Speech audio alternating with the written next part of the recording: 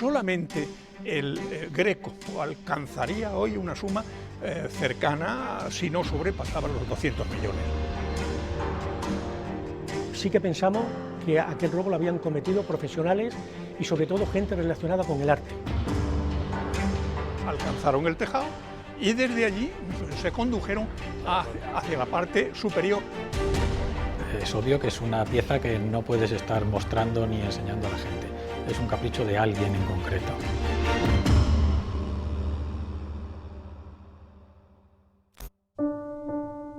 En 1979 dio comienzo la posmodernidad. Las grandes potencias, en plena Guerra Fría, sufrían importantes crisis que dibujarán el mundo de hoy. La URSS invadía Afganistán buscando un mayor control sobre Oriente Medio, y a la postre, aquella decisión fue el principio del fin del Estado comunista. En España, Adolfo Suárez gana por segunda vez las elecciones generales, pero nuestra democracia aún está en pañales y con demasiada frecuencia las cuestiones culturales quedan eclipsadas por el crispado ambiente político. Por eso, unos ladrones aprovecharon la noche del 20 de mayo para arrasar con el Museo de Cáceres.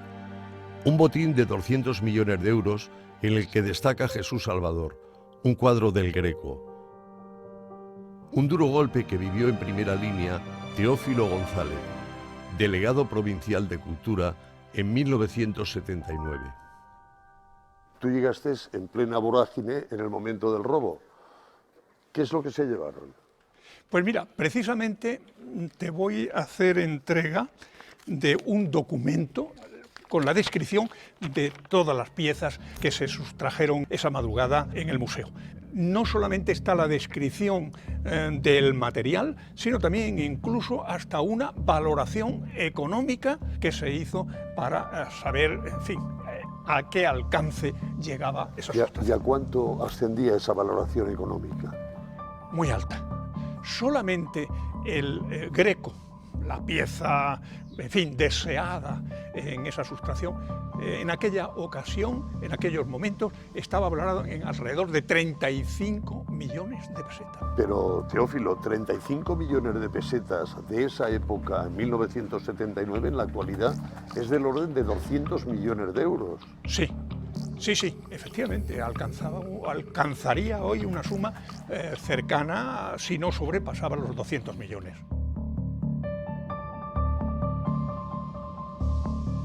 La relación esta de piezas que me has dado, ¿exactamente a cuántas asciende? ¿Cuántas piezas son?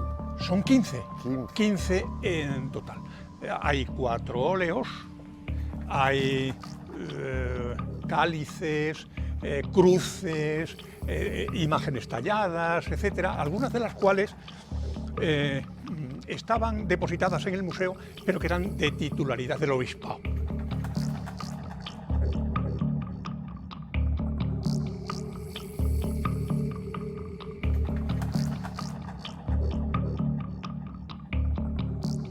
Mira, Jorge, acabamos de entrar en los espacios que constituían las salas depositarias de lo que albergaba como museo esta casona del Mono. Esta sería la entrada la principal, efectivamente, por la que hemos entrado. Creo que tengo alguna otra fotografía que...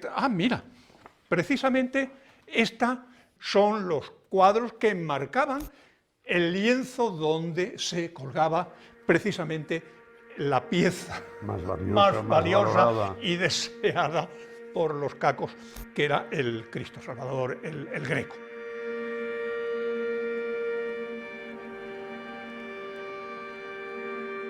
Estamos hablando de un robo multimillonario, posiblemente el más grande que se ha producido en la historia de Extremadura. Así es. ¿Con qué medidas de seguridad contaba el museo? La respuesta es muy rápida. Con ninguna. Las medidas de seguridad eran insuficientes y deficientes. Es curioso que unas semanas antes del suceso, el propio director del museo había trasladado un escrito diciendo que era imprescindible poder enrejar las ventanas porque estaban al pairo justamente de medidas de seguridad. Estas rejas no existían. Esa tampoco. No, no existían. Ni las de arriba, evidentemente. Los ventanales estaban al descubierto. Estos enrejados son consecuencia del robo. Mira, para que te hagas una idea, esta fotografía recoge muy bien, muy claramente, los espacios, los huecos, los ventanales que carecen justamente de enrejados. Sí, sí, sí. Y hoy los ves justamente enrejados.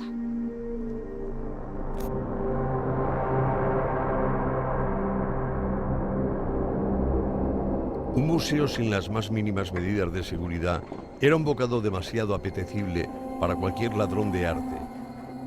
Si además en su interior hay un cuadro del Greco valorado en cientos de millones de euros, para muchos de esos ladrones es casi una obligación dar un golpe que les permitiría retirarse de por vida. ¿Y por dónde crees que entraron los ladrones? Bueno, aquí hay varias hipótesis, nosotros vamos ahí a la más verosímil, que es la que nos da justamente la investigación policial.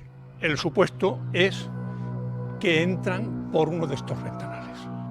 Lo más probable es que, en fin, utilizaron una escalera para hacer más fácil la subida. Claro. Y de ahí dar el salto al interior tampoco es tan difícil porque no hay tanta altura.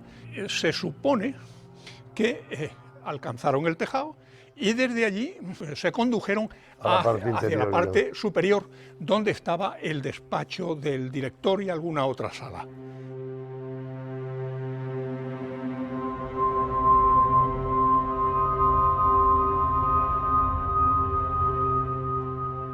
Cuando llegamos aquí, en este despacho de dirección, los encontramos las ventanas abiertas. Y además, si observas este tejadillo, encontramos igualmente removidas las tejas y algunas hasta rotas, lo que hace suponer que fue uno de los pasos del proceso para la entrada aquí.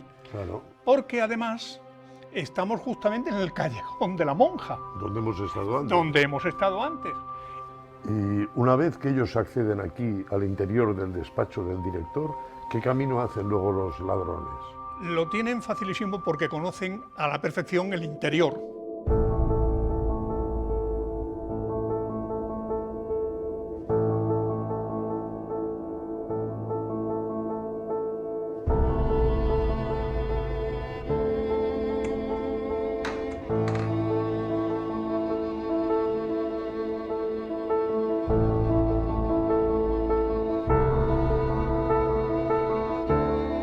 Estamos entrando en una sala que nos permite llegar a la parte baja del museo. Venimos del despacho del director que estaba arriba. Aquí veo una puerta, allí veo otra. ¿Estaban abiertas o cerradas estas puertas el día en que se roba? Estaban abiertas. No hay otra explicación porque no hay síntomas ni datos de que estaban forzadas las cerraduras. Pero aquí había un vigilante, había un bedel. Había un vigilante que supuestamente debería eso, vigilar. Es más, supuestamente la noche de Marras, la noche de autos, celebró aquí una reunión con dos amiguetes. ¿El bedel? Sí, el bedel. ¿Cómo es posible esto? Pues fue posible. Lo que no sabemos es cómo. Bueno, pues justamente por las negligencias de este caballero. Ha abierto el cauce a otras interpretaciones que de momento yo me callo sobre ella. El panorama era desolador. La ausencia de medidas preventivas ponía demasiadas facilidades para una presa tan preciada. Y la única persona encargada de la vigilancia organizó una fiesta en el interior de la Casa del Mono la misma noche del robo. Con un sospechoso tan evidente, el robo del Greco del Museo de Cáceres parecía tener un desenlace próximo. ¿O no? Felipe Marín, hoy ya retirado, fue uno de los inspectores de la Policía Nacional de Cáceres que se encargaron del caso.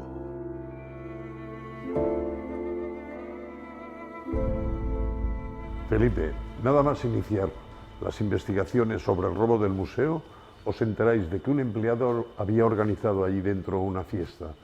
¿Fue sospechoso este empleado? ¿Se le interrogó?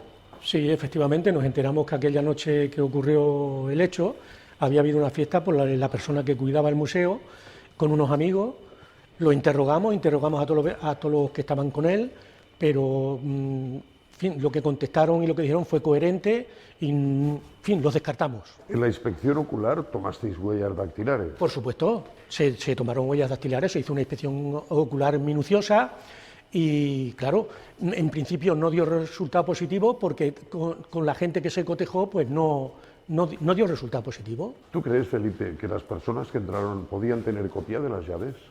Bueno, en principio no, en principio pensamos que no, pero no lo descartamos tampoco, que podrían haberse hecho con una copia de ellas. Ni puertas ni ventanas forzadas. Conocían las deficientes medidas de seguridad, la ubicación exacta de cada obra y sabían que el único empleado del museo se tomaba con mucha tranquilidad su trabajo. Era evidente que los ladrones habían llevado a cabo una planificación milimétrica y sabían muy bien lo que estaban robando. ¿Crees que el objetivo principal del robo fue el robo del Greco? Sin lugar a dudas, sin lugar a dudas, era la obra de más valor.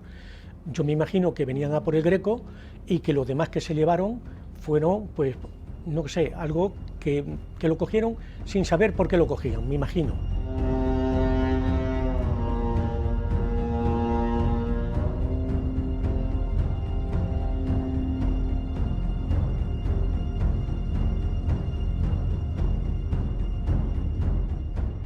Estos son las fichas de las obras que se llevaron. Esto concretamente es un cáliz, esta es la ficha del Greco y aquí están otros crucifijos que se llevaron y bueno, y se llevaron muchas obras más, es decir, en total 15 obras.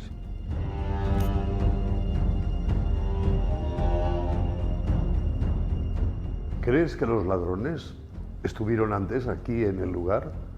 ¿Vinieron tal vez días antes, semanas antes, para poder organizarse el día del robo? Yo tengo que contestar afirmativamente. No cabe otra posibilidad.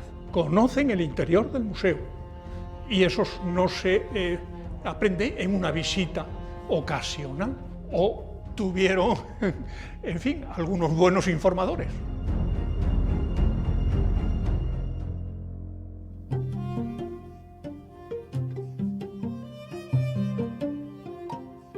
Entonces, ¿quién sabía que había un cuadro del Greco en Cáceres? Y sobre todo, ¿quién podía estar interesado en él?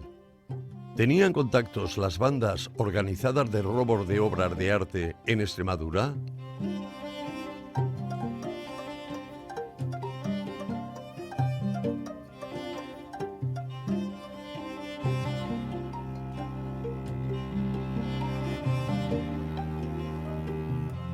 Juan Valadés, director actual del Museo de Cáceres, puede ponerme al día de cómo era el mercado de arte en 1979.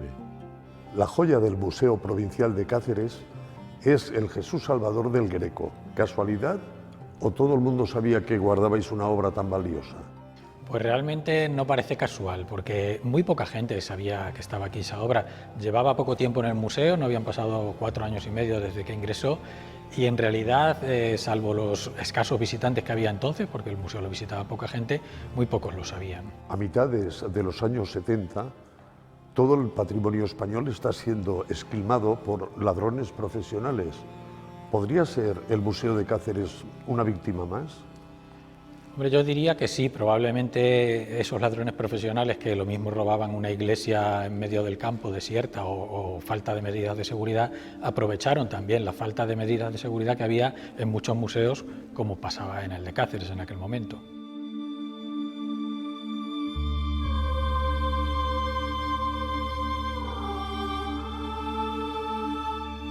El Greco es un pintor renacentista mundialmente conocido.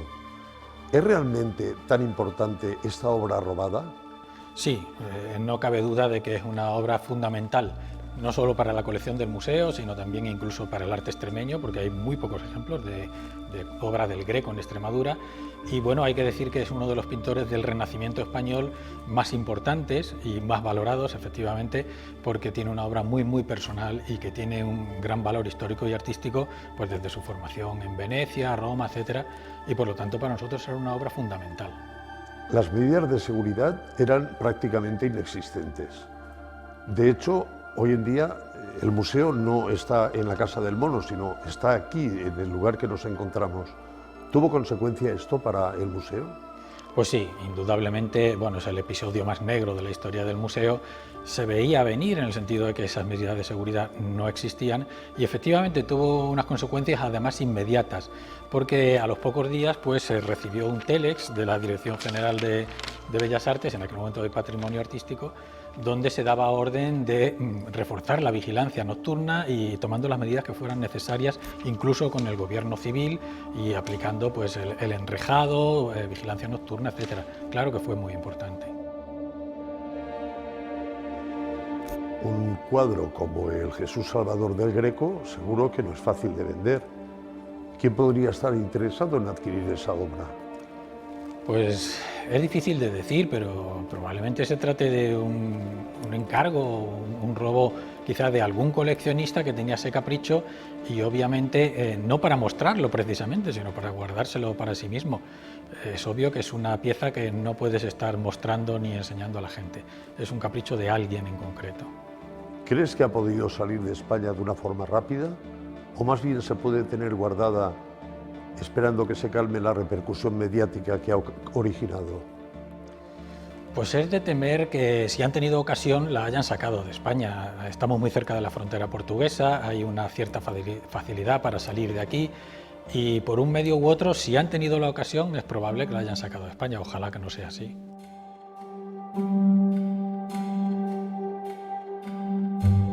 Cáceres es una ciudad tranquila. ¿Pensasteis en algún momento que un robo así lo podía haber hecho alguien de aquí, de la zona? En ningún momento, no. La delincuencia que en aquella época teníamos en Cáceres era una delincuencia baja. Los delincuentes a lo único que se dedicaban es a hacer pequeños hurtos, pequeños robos con fuerza, sobre todo interior de vehículos, y nunca podíamos imaginarnos que gente de aquí podía hacer ese robo. Sí que pensamos que aquel robo lo habían cometido profesionales y sobre todo gente relacionada con el arte.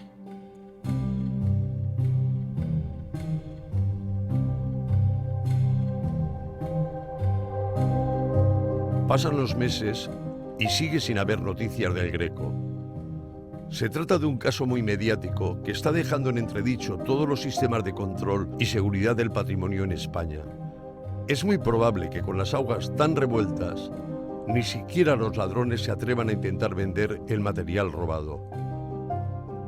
Pero a río revuelto, ganancia de pescadores, y el inspector Felipe Marín ya era un lobo de mar acostumbrado a cazar en los peores lodazales. No cesa en su empeño y busca alguna pista por todo Cáceres. Literalmente, hasta debajo de las piedras. Nosotros, cada vez que entrábamos en contacto con un delincuente, le hablábamos del tema.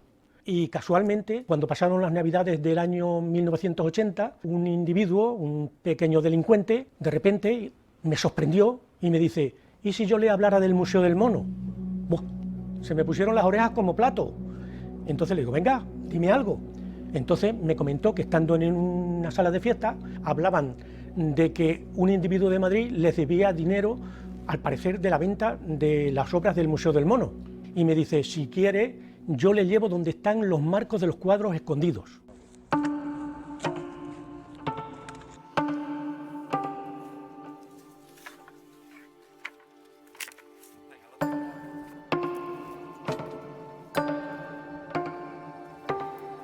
Entonces, con otro compañero, cogí un K de comisaría, lo montamos en el coche y nos llevó hasta Torremocha. Y allí en Torremocha nos guió por un camino que va a la dehesa de ese pueblo y yo le digo: baja y coge las piezas de madera. Efectivamente, él se metió en la rendija de los canchales y subió para arriba 3 o 4 maderos. Yo sabía que ya nada más cogerlos, tocarlos, vi que aquellos pertenecían a cuadros, sin saber si podrían ser a los que nosotros estábamos buscando.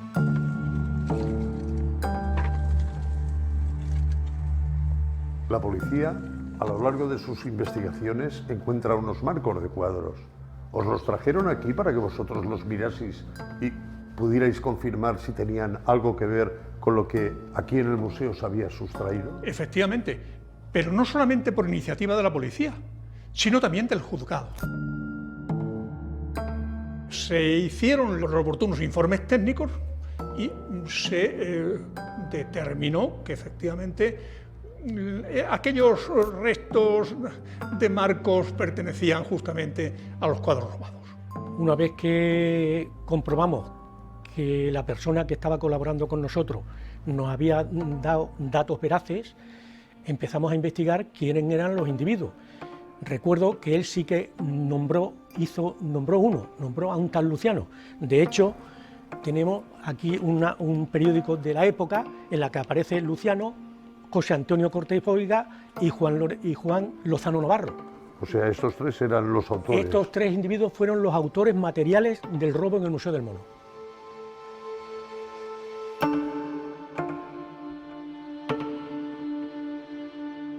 Entonces, ¿ya lo tenéis todo hecho o no?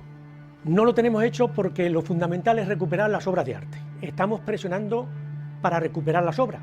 ¿En dónde estáis presionando? ¿En Madrid? ¿En el ambiente del arte? ¿O nosotros dónde? Toda la presión que se hace es con los anticuarios. Nosotros nos presentamos sobre todo en la zona del Rastro, en los anticuarios, y vamos viendo las obras que tienen. Si no tienen certificados de compra y tal, las vamos interviniendo. La presión que estamos haciendo en Madrid da como resultado, primeramente, averiguar que el Greco, con una llamada anónima que se recibe en la brigada, se encuentra en la consigna de Barajas.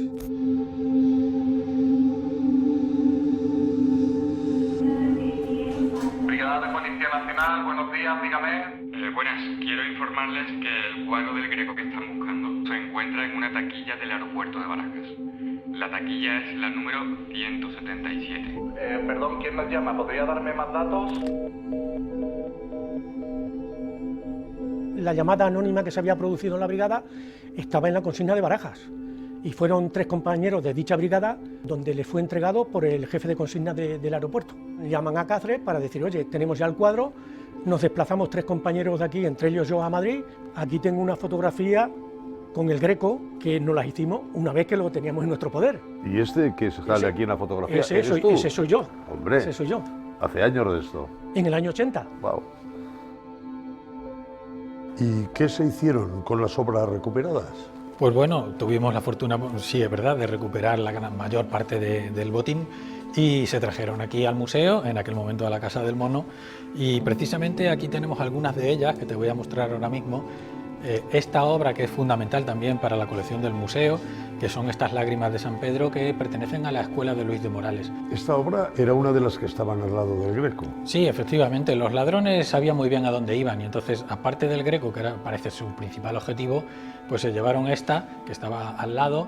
Fue una gran alegría el haber recuperado esta obra. Lo mismo pasa con estos cálices que se recuperaron de aquel robo, que como puedes ver, 4 de ellos fueron robados esa misma noche. Son cálices que pertenecen a iglesias cacereñas fechados entre el siglo XV y el XVII y que tienen un gran valor, no solo por su valor material, sino que los ladrones sabían muy bien a lo que venían, porque la mayoría de ellos están grabados y tienen la marca del orfebre que los hizo y se sabe perfectamente quiénes fueron los orfebres que lo hicieron en aquella época, por lo tanto eso incrementa su valor.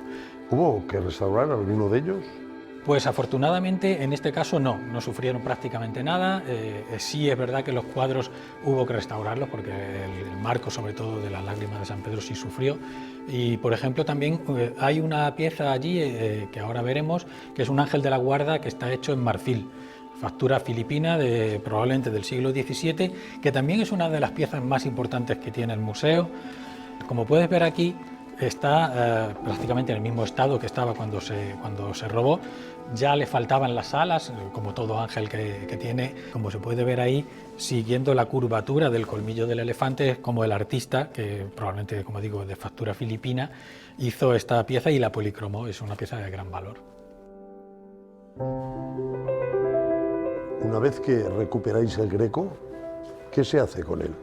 Bueno, pues como sabes, él había sufrido, el cuadro había sufrido porque lo habían quitado de su bastidor y le habían roto el marco.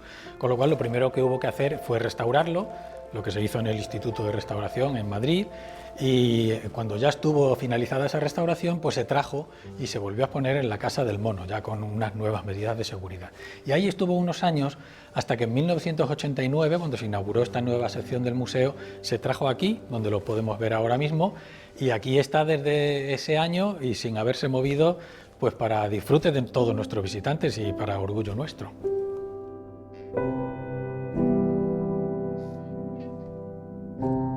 La recuperación de cualquier obra de arte siempre es una gran noticia. Tratándose de un cuadro del Greco, es directamente un alivio y un motivo de orgullo. En este caso, además, supuso una revisión sistemática de las medidas de seguridad en toda la red nacional de museos. Es más, no me cabe la menor duda que aquel robo frustrado por la Policía Nacional de Cáceres nos salvó de la desaparición de otras muchas obras de arte de nuestro patrimonio. Algo que debemos agradecer a los agentes del orden, funcionarios, restauradores, anticuarios y, en definitiva, a todas aquellas personas que forman parte de los guardianes del patrimonio.